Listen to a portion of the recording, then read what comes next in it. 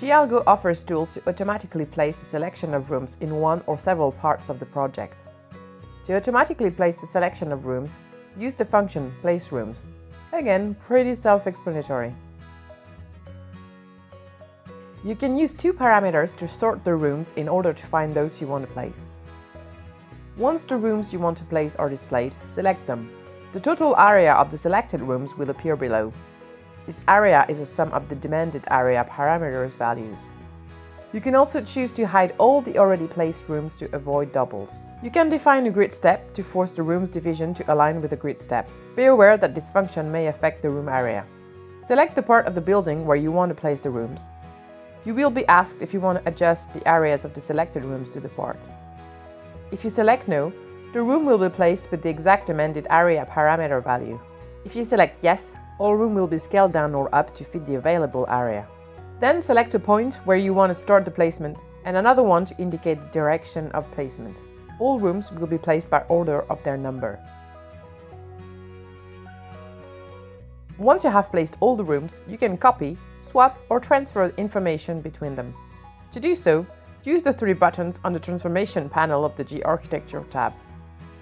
Make sure that all the room's category parameters are applied to the parts category so that all the data in your rooms is properly transferred to the building parts.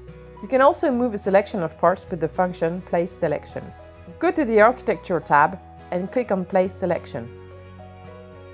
Select all the parts in the order you want to place them. When you're done, press Escape. Select the building part where you want to place the rooms. And you then will be asked if you want to adjust the areas of the selected rooms to the part. Then select a point where you want to start the placement and another one to indicate the direction of placement. The new elements belong to the instance of the original building family. To move and place these elements outside of the building instance, you can use the feature Part to Mass. Go to the G.Architecture tab and click on Part to Mass.